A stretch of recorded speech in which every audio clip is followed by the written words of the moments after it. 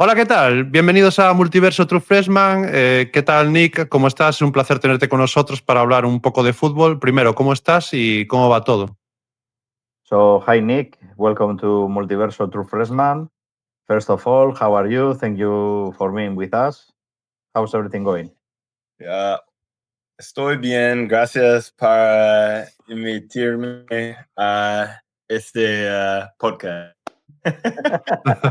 Good Spanish. Nice, nice. Muy bien. Para nuestros seguidores en España, ¿en qué andas ahora mismo? ¿No? Sanker Media, ¿dónde podemos seguir tus proyectos desde España? So, for our followers in Spain, what is Sanker Media currently up to, and where can you follow? One can our followers follow your projects?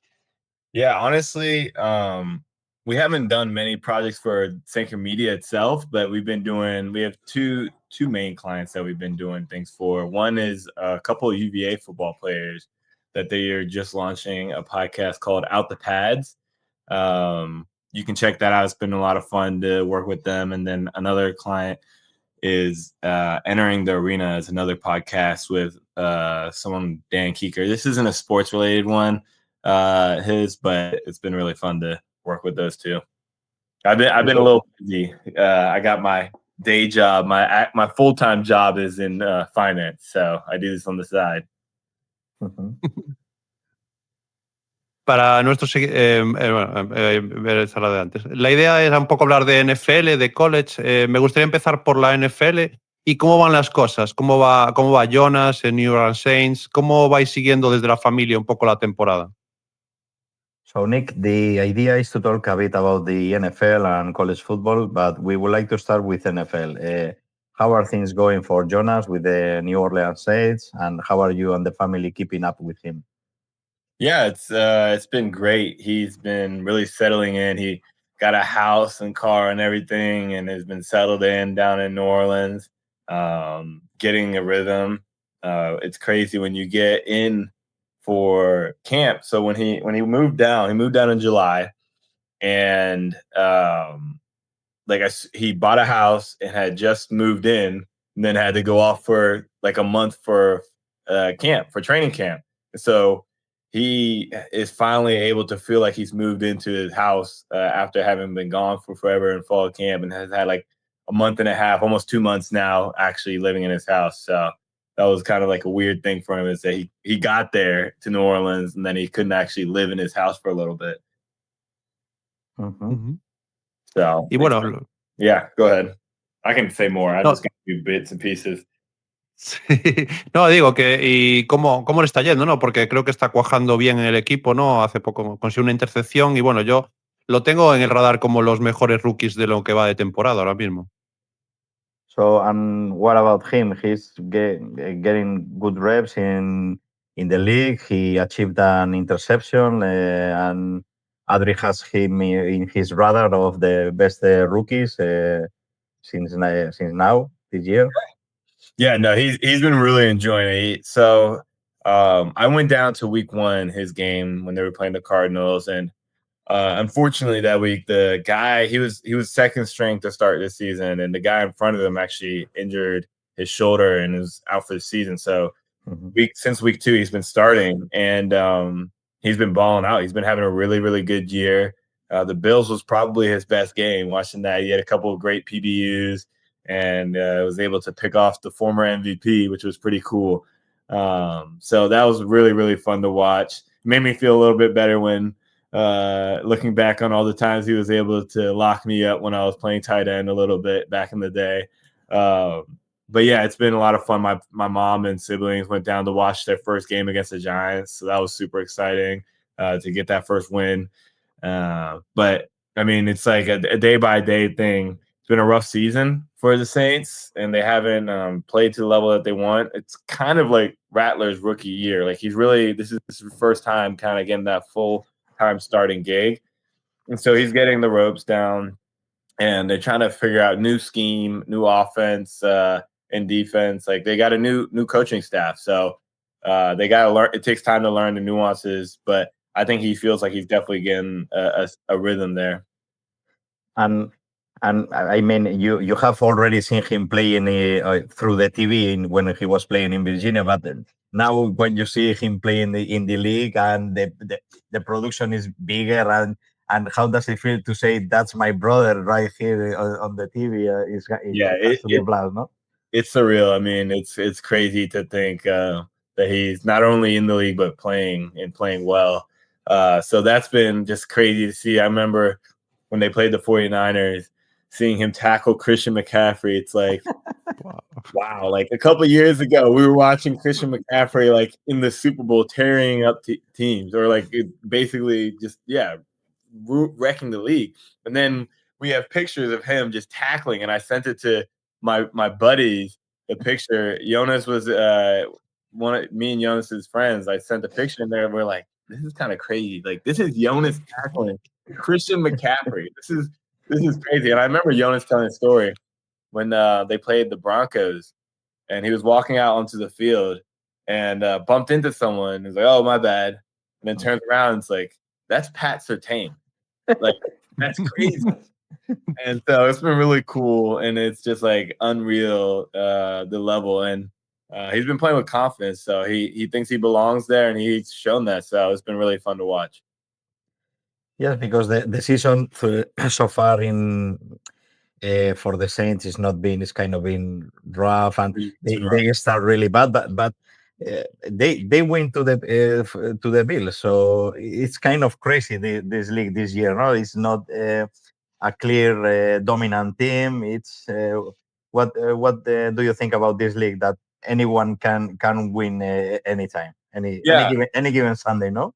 Yeah, absolutely. I think it's the NFL, and the NFL is designed to have parity. It's designed to make every single game competitive, and have all these teams have a chance at competing for a title every year. I remember Jonas talking about the first couple of games when I was asking him, was like, does the team feel down? Like, what's the mood in the locker room? And he was saying no, because I mean, everybody's like, it's a long season. I mean, there's 17 weeks, and dropping a couple of games early isn't a huge deal. I mean, it's like not ideal, but you have plenty of games to make that up. And so just it's so different from college football, where every single week matters. In college football, you have a little more time to gain ground and to have a chance of still making the playoffs and making a run at a championship in the NFL. Uh-huh. Y bueno, no sé si tienes planeado próximamente a lo mejor ir a verlo algún día en directo. ¿Tienes algún viaje por ahí planeado para ir a verlo en directo a Jonas? So, do you have any plans to go watch him play live in any stadium or somewhere near home? Or Yeah. So I think I live in Virginia, and so I think I'm gonna go see him when he plays against the Panthers down in North Carolina, which will be a lot of fun to go visit. One of his former teammates in college lives down there, so I'll go visit him for the weekend and go watch the game with him, which will be fun. And then in November, it's his birthday, and we'll go down and watch him play against the Falcons on his birthday, home down in New Orleans, and probably celebrate Thanksgiving as well, which will be fun that week.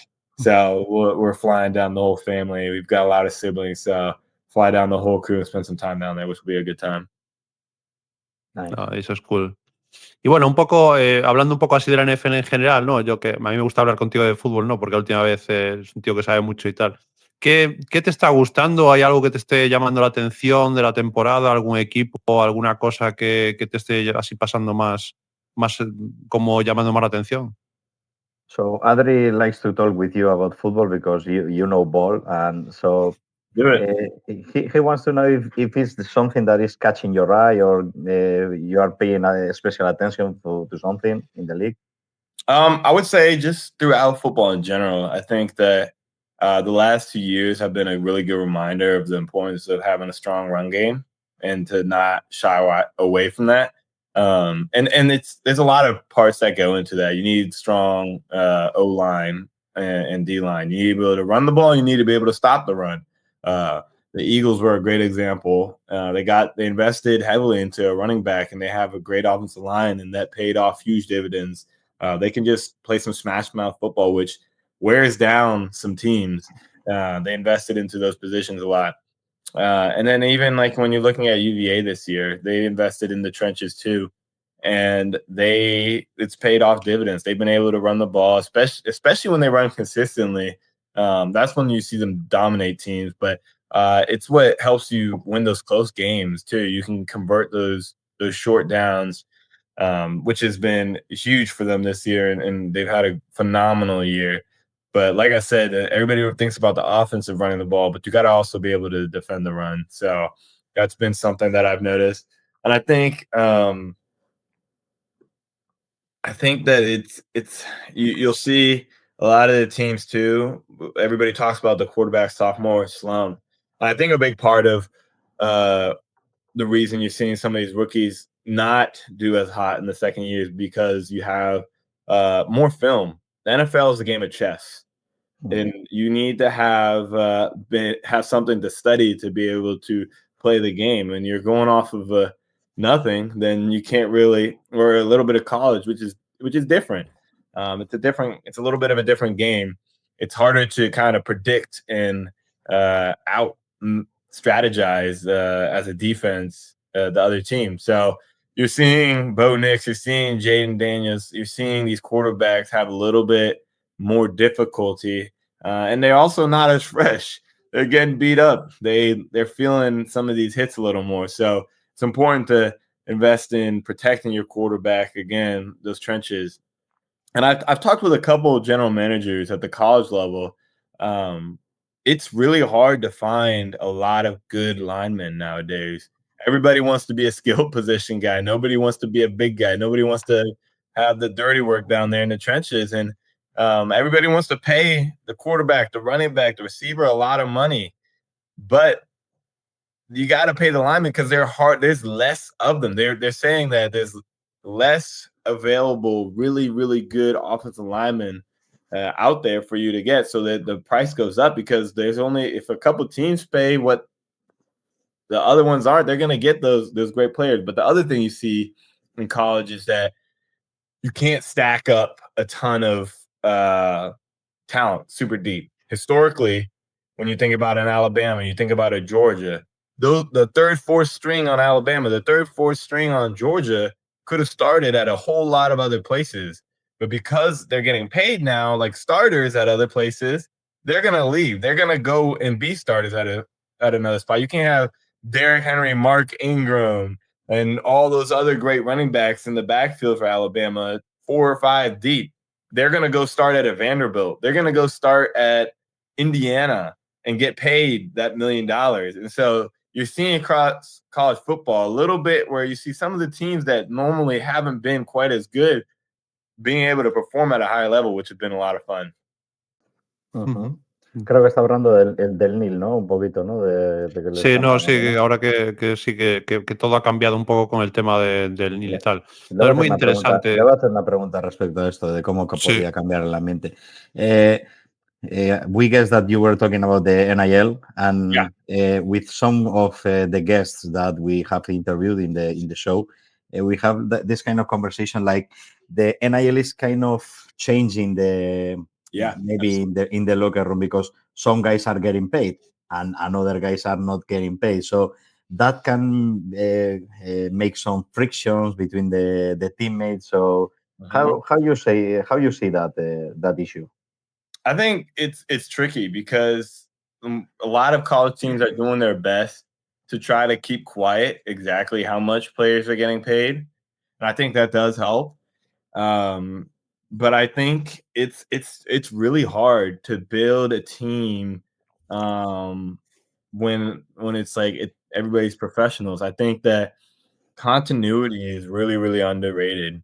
Having guys that are there for 2, 3, 4 years and know what schemes in and out, and know a coach and trust the rest of the team and have that kind of chemistry built up is something that it's hard to replace. And so I'm hoping that college allows at some point where you have multi-year contracts with these players so they can stay in a program, which would really help. But I think that it's really down to the coaches building a culture where it's not about the money. It's about the long-term game. It's about making it to the NFL because that's where the real money is. This is nothing compared where the real money is. So is your goal to go play in the NFL? Great. If so, great. Now let's become the best player. Like a $50,000-$100,000 here and there is not the end of the world when you got $1 million on the line. And you're seeing that with like players that chose the money over becoming the best football player, the best teammate. It's kind of biting them. I mean, Nico Yamaleva, I can't even pronounce. Yeah, Yamaleva or something like that. Quarterback. He tried to play the money game, and it came back to bite him. The coach called him out and said, "We don't need you that bad," and kicked him out. And he went to UCLA, and that has not helped his career at all. It is really and it's not just about how you play in college. These NFL teams notice that stuff. These guys want leaders. They want guys that are team guys. Yeah. And you're gonna start seeing the next couple of drafts them really starting to invest in guys that are committed to a program. So I think that it definitely causes some friction, and the players have been leveraging it to make some great money, and they deserve to get paid. But it's the best programs are going to find a way to get a group of guys who are committed to the team and not worried about the money and worried about the long-term game and developing young men. So it's been really interesting to see. Yeah. Sí, no, es muy interesante el tema del NIL. Yo creo que nosotros tenemos como la sensación en España de que debería haber como más reglas alrededor del NIL. ¿Vosotros tenéis ahí en Estados Unidos, se está hablando un poco que deberían regularizarlo de alguna otra forma?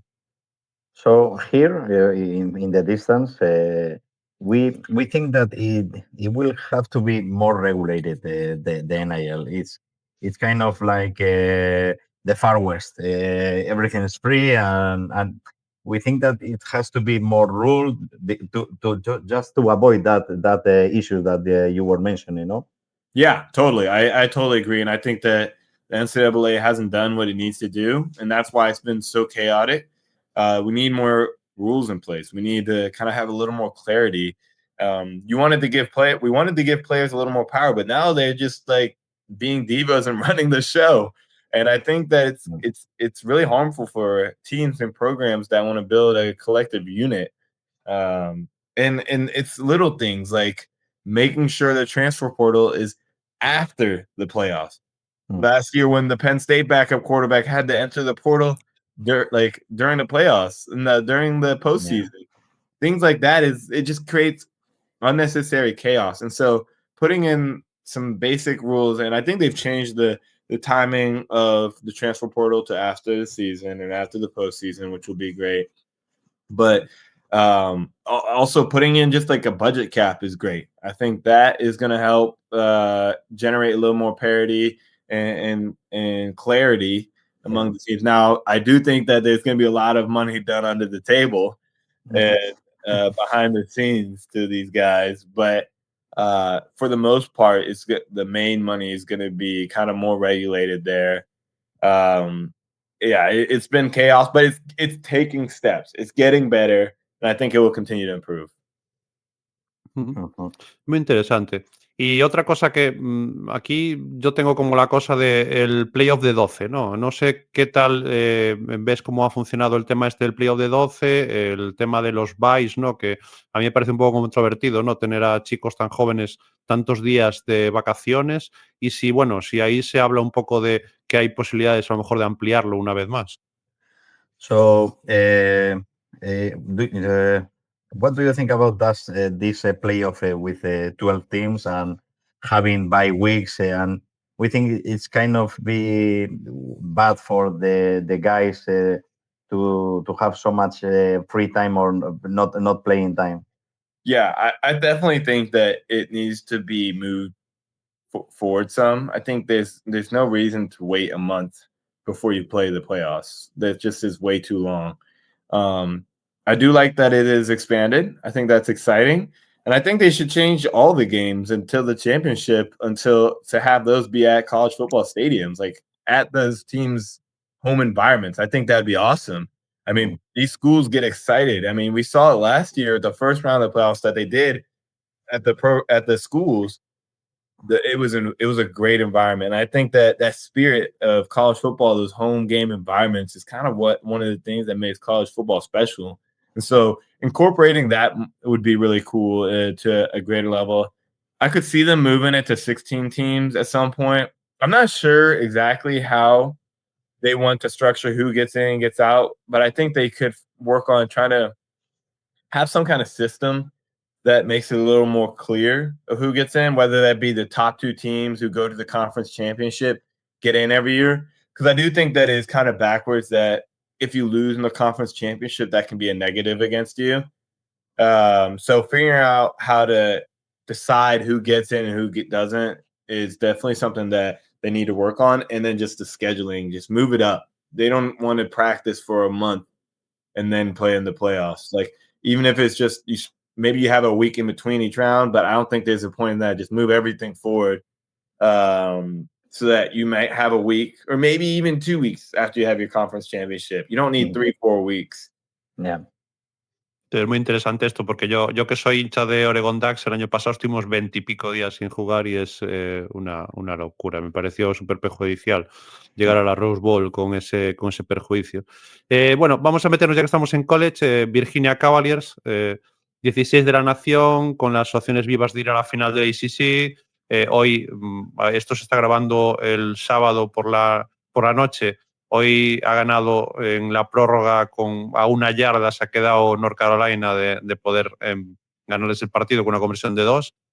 ¿Cómo está yendo un poco la temporada en Virginia y bueno, cómo le está yendo también a Lucas? So, Nick, the Virginia Cavaliers, they are ranked 16th in the nation, still alive in the race for the ACC. And since we are recording today, Saturday, they win the game in the last minute because for a yard. And how is the season being felt over there, and how's Lucas doing? It's been super exciting, and Lucas is having a great time. Lucas is a freshman. He's actually redshirting this year, but the way that redshirts work is you can play 4 games. So what they did is they waited to the last 4 games to play him. So he's been playing on special teams. This week was super exciting for him because this was his first travel game. So he was down in North Carolina for the game, which was awesome for him to have that opportunity to get down there and try to contribute however he can. So he's been really, really enjoying it. And I think the whole town of Charlottesville has been really, really having a great time. I mean, these game environments are unlike anything I've ever seen with University of Virginia in my lifetime. I've never seen the crowds so excited about UVA football. And then I keep saying it's crazy what a couple wins can do. I mean, they've been packing out the stands. The stands are loud. Last week we played Washington State. And at the end of the game, they had like 3 or 4 false starts from the crowds just being so loud and crazy that they were just rattled and they didn't know what to do. And the next thing you know, they get a safety. And that safety was the thing that won them the game. And so the crowd is really making an impact. And it's because there's so much excitement about University of Virginia football this year. Estabas en el campo el día de Florida State, el día de los Seminoles. Eso fue una locura. Were you at the stadium when you played against the Seminoles? Yeah, I was. It was awesome. I can send you a picture from after the game with I was with Lucas and my mom and 2 of my little siblings there, and we got a picture on the field after the game, after they rushed the field. I mean, it was electric. The whole student section up on the hill, ready to storm the field. I mean, I think they say that's one of the best field rushes of all time. I mean, as soon as the guy hit the ground, boom, they were all over. I think it took 5 seconds to cover the whole field. I mean, it was like they were coming out of the blocks. It was a cool experience. When I see those images, I always think, what does a player do in that moment when all that people, like, it's like an avalanche of people is coming down from? It was. What does a player do? I mean, I don't know. They have to just kind of stand there and just try to not get stomped on. I mean, it was insane. I think I heard this is unverified, but I heard 20 UVA students, like the students rushing the field, 20 of them ended up in the hospital. So it was, and I think I forget the title, but it was some kind of catastrophic event where they had so many people in the hospital from just getting trampled or just absolutely stampeded. It was wild. Yeah, yeah. Wow, eso.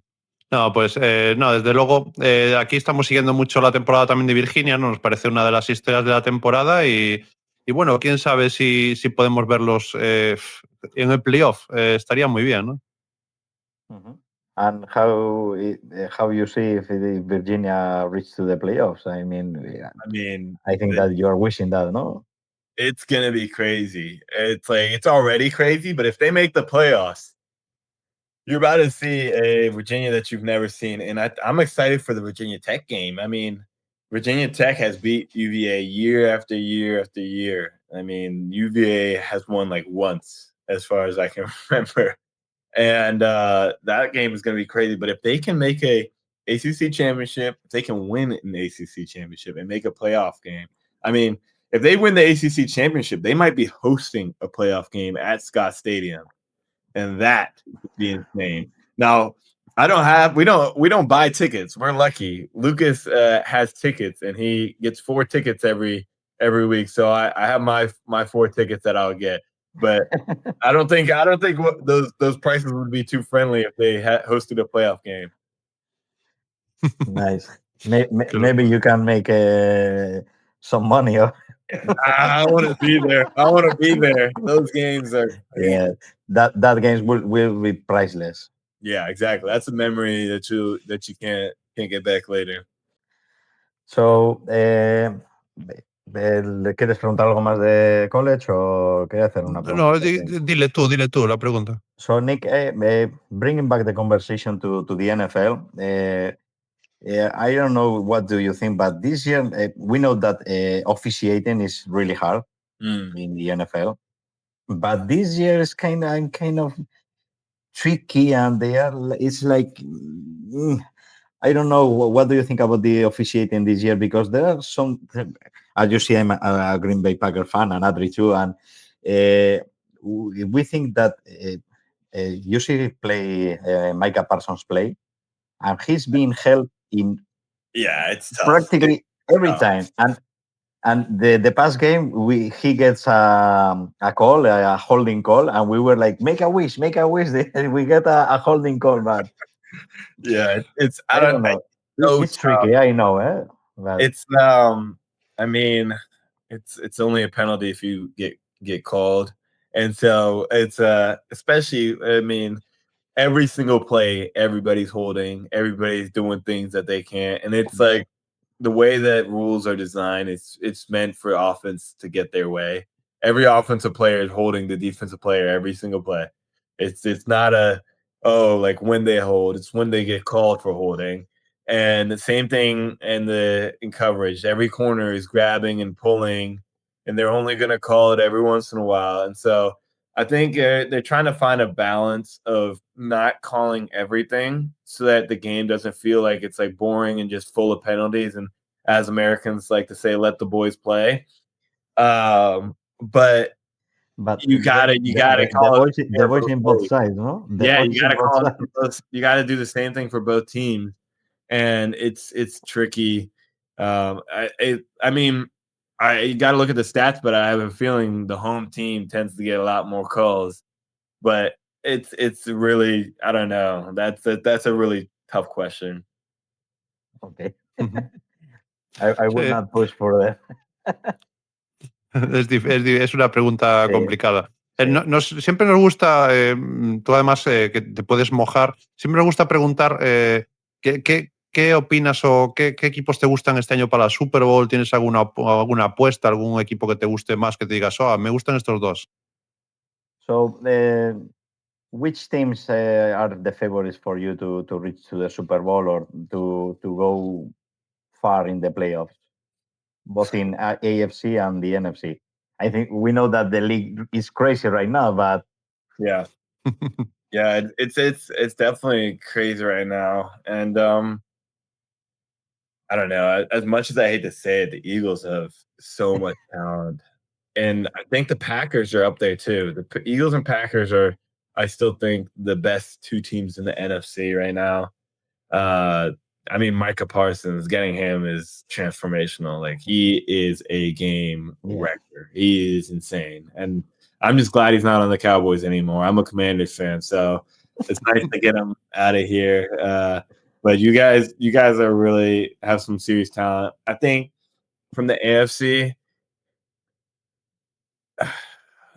I mean, the Chiefs are consistent. They win football games, and that's gonna keep happening. I think the Bills is. I don't know if we'll see if they can ever get over that hump in the playoffs. But a sleeper team that has been really impressive has been the Patriots, and it might be a little much now, and I don't think they'll win this year. But they are going to be contenders. They have found a very talented young quarterback who could be the next Josh Allen. Yeah. And maybe the Colts, no? The Colts are being consistent. They are playing good. The Colts have been very good. Now, I want to see them do that for a full season and do it in the playoffs. It's a long season. And I think that they could be really good. And the reason that I think that they could be really good and sustain is they do have a run game. I think every great team knows how to run the ball to a certain extent. That's why you saw the Bills being able to start running the ball. The Eagles obviously can run the football. And the Colts seem to be able to do it. I think I saw a stat that Jonathan Taylor has more 3-touchdown games than like 10 teams in the season or like in the league. Yeah. And that's a crazy stat. And that just tells you how efficient and how well they've been able to run the ball. And that's huge props to their O-line. It's made Jonathan Taylor look great, and it definitely makes Daniel Jones look like a completely new quarterback. I mean, I think statistically he's having a better year than Peyton Manning was when he was back at the Colts, which is crazy to say. Yeah. And the news in the last hours is that the Jacksonville Jaguars, they are kind of hearing offers to trade Brian Thomas Jr. And Really? And before the connection with you, Adrian and I were talking about what if a team like the Patriots bring a guy like Brian Thomas Jr. to that offense? Not maybe for this year, but for the next year. It's crazy. How can you be? Because it's on Twitter that they are hearing offers to trade Brian Thomas Jr.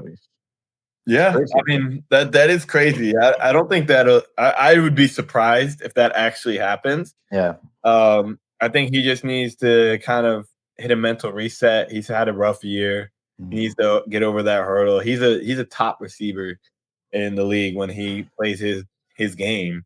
He did it last year. He just needs to get back to what he did the year before and get that swagger back, so to say. I wouldn't be surprised if we see some of the Saints receivers on the trade block. Chris Olave, Shaheed. The Saints have kind of a terrible salary cap position. And so taking advantage of some of these guys who were on the last year of some of their deals and training them to a contender, I could see it. Alvin Kamara doesn't want to go anywhere. He's a New Orleans guy. Yeah. And he said he'd retire. So I don't think he's going anywhere, but I could see the receivers potentially getting traded. And what about the Spencer? Because he's not having a bad year. He's doing things, and yeah. Against the Bills, he was really good in that game. Yeah, like I said, I mean, this is kind of his rookie year, I think, where it's like this is your team, and there's something to be said about that rather than just jumping in randomly like he did last year. I think he's going to have some growing pains. The Seahawks game was one of them. But I think people don't understand how well he's played just because of the lack of success as a team they've had. But I think he's been one of the bright spots of the year. He has shown that he can make some plays. It's not just the clean pocket hits that he's or like throws that he's hitting, but he's making improvised like plays. He's doing some things with his feet. He's getting comfortable, and you're seeing him get better every week, which is really encouraging for them as a team. And I don't think they want to use a top quarter to try to get a new quarterback, at least for another year or two. Like, put some pieces around him. Give him some protection. They did so at their left tackle, and maybe they need to get some more guys in the trenches, and maybe they get some pieces on defense to help Jonas out a little bit. And Sí, para mí, sí, dale, pregunta. No, ¿qué ibas a decir? No, decía que yo iba a decir que es muy interesante lo que está diciendo, pero que vimos en que la NFL tiene como muy poca paciencia y no sé si Spencer Rattler van a tener tanta paciencia con él como realmente necesita el equipo, porque el equipo está por construir y es lo que dice, no, el cap salary son los padres en los Saints, o sea, ahí nadie mira eso. Yeah, you talk about the cap space problems that they are, but it's like something that is going through a lot of years now in the Saints. And Adri says that he doesn't believe that maybe the team is not going to have patience with Spencer, and but we think, as you say, that as you mentioned, that it maybe not this year. Stay with him another year, give him chances, and put good pieces around him, and maybe he can be a functional quarterback as he's showing, no? Yeah, I mean, here's the thing though. I mean, they have him, and then they have Shuck, and he obviously won the job, and so he's going to be their guy. And when he's not, it's going to be Shuck. It's going to be one of those two for the next 2 years, I think, at a minimum. And a big part of that is quarterbacks are expensive, and they don't have space to go and buy another quarterback. And draft picks are very valuable, and you can't waste them. So they in my opinion, they might have been a little smarter trying to get some pieces for him right away. But at the same time, bringing in another quarterback brought out the best in Spencer Rattler. It forced him to step up his game, and that's an underrated thing. I mean, people have to recognize that bringing in competition brings out the best in your players. And so they brought in some competition at quarterback, and it elevated their quarterback's play, and he's been playing a lot better. So hopefully in the future they can invest in other pieces, but I think they're pretty set at quarterback for now. No, muy interesante. Yo es que estoy de acuerdo con lo que dice. No se puede cambiar todos los años de quarterback porque eso es un desastre y tal. Yo me quería volver un momento al college para tirar un poco por la misma pregunta, ¿no? ¿Qué equipos estás viendo college, estás viendo a Virginia? ¿Qué equipos te estás gustando y cuáles crees que son otra vez favoritos? ¿No? ¿Es Ohio State contra el mundo? So, taking back the conversation to college, as we are showing, which teams do you like the most, or do you think that they're stronger in the league? It's Ohio versus everyone, or maybe Indiana? I don't think there's a clear-cut favorite, in my opinion. Ohio State is great. They've shown that they can be consistent. I went actually for the first time this year to an Ohio State game when they were playing against Ohio early in the season, and they didn't look very good in the first half. They pulled it together in the second half, but I do think that it's a very beatable team if the other team's willing to be consistent for 4 quarters and can compete. Texas has been a huge disappointment. I think that they're not going to be doing anything this year.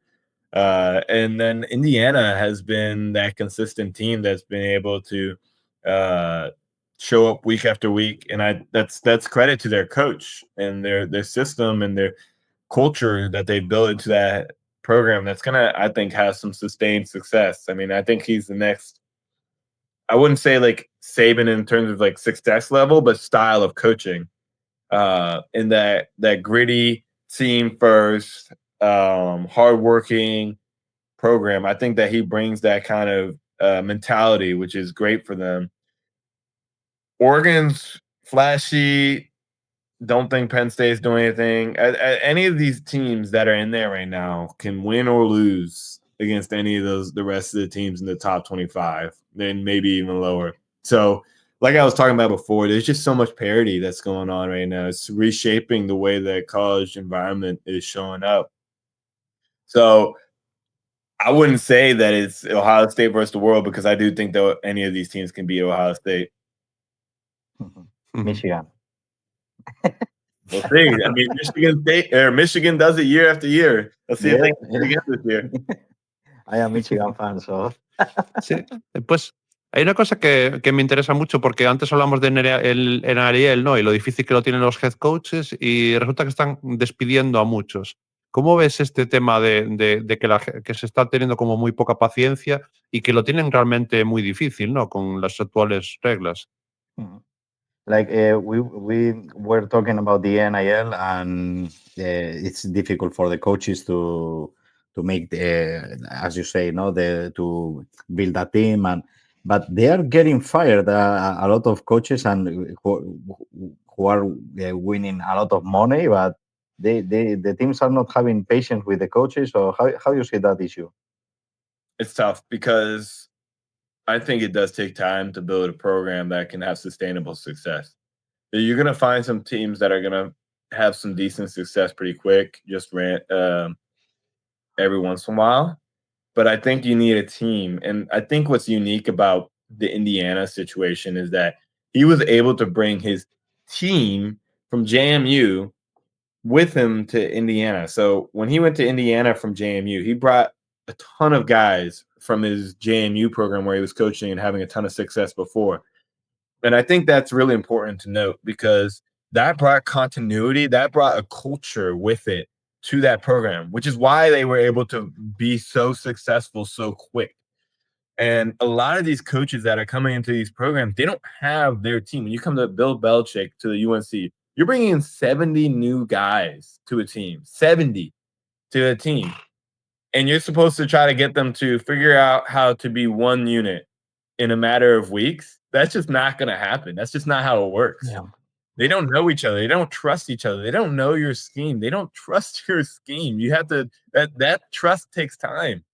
And so I think programs need to kind of take that risk off of coaches and tell them, I got your back. I know it might take a little bit, and we'll invest in you in your program and give you a little bit of time to find some success. But when they're throwing around such big amounts of money, they want a quick return on their investment, and they want to see the results right away. And it's not always how it works, which is unfortunate. Coach Tony Elliott has been coaching at UVA for years, and this is the first time he's really found consistent success. But you know what happened? It was the athletic director said, I got your back. We're going to trust you, and we're going to see this in the long game if you can make it work. I mean, he hasn't made it to a bowl game before this year. Not even a bowl game. He didn't go 500. He didn't win 6 games since he's been there. And so I think more teams need to understand that in order to find sustained success, you have to be patient. You have to lay the foundation and build a culture in order to build a team that's going to win football games.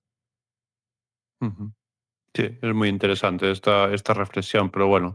No, pues no sé, no quiero alargar mucho más la charla, creo que está quedando una charla perfecta más o menos con esta duración.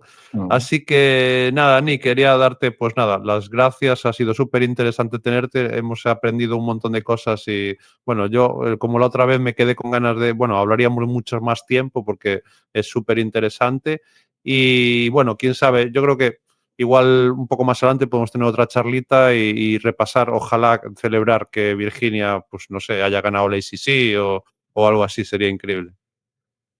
So Nic, we could be talking with you for hours, but we don't have to want to take advantage on you. And so thank you for taking that time for being with us, and maybe in a month or a couple of weeks or in a time we can keep in touch with you and make another interview, maybe for celebrate that Virginia is winning the ACC. It will be a blast. So thank you from here, and have a nice time down there, and the best of luck for your brothers and for you in life. Thank you. I've enjoyed these. These are fun. I always love to talk a little bit of football, and it's always fun to talk with people that love the game and are excited and as passionate as you guys are. Thank Ujú. you. Sí, sí, aparte, tal y como va progresando su castellano, pronto igual hablamos en castellano, en español, ¿eh? Yeah, because we see that in your eyes that you are kind of getting, no, the things that Adri is saying in Spanish. Un So poco. maybe un poco. Un poco, un poco. Necesito, Un poco. hablar un poco más y regresar a like get back to a couple years ago. I used to be way better at Spanish. I haven't But Ujú. but you get the things that he's saying in Spanish, ¿o no? un poco, you see. Un poco. Mm. Está siendo En muy el, humilde, yo creo. Muy sí, humilde. en el equipo de Virginia este año hay un jugador español, un kicker. No sé si lo conoces, si tienes contacto Jorge, con él. sí, Jorge. Jorge, sí. Sí, sí. sí, sí. He's the roommate of my little brother. Lucas Wow. y Jorge son roommates. Está en la misma habitación, Sí. Adri. Su Ostras, hermano y pues Jorge, sí. ya. Sí, ya os hablaré, porque, a ver, yo tengo ganas también de entrevistar a Lucas, me gustaría entrevistarlo en el futuro y tal, y también a Jorge, entonces ya hablaremos de eso en otro momento, lo que sea, fuera de cámara, lo que sea. Podemos hacer una entrevista conjunta, ya que están en la misma habitación. Sí, con Lucas Jorge y con y Jorge. Lucas. Sí. Necesitamos hacer un interview con Lucas y Jorge. Perfecto. Pues tenemos un planazo ahí perfecto. Sí. Pues nada, muchísimas gracias y bueno, nos vemos pronto. Y después, no cortes ahora cuando nos pedimos, que te voy a pedir un favorcito pequeño. Y nada, a la audiencia, nada, nos vemos pronto. Ya sabéis, seguid Multiverso True Freshman y nos vemos pronto. Gracias, Bart, tú también por estar por aquí. Y nada, un abrazo para todos. Como digo, y siempre darle un like, suscribiros, seguirnos en redes. Así que nada, nos vemos. Chao, chao, chao. Chao, chao.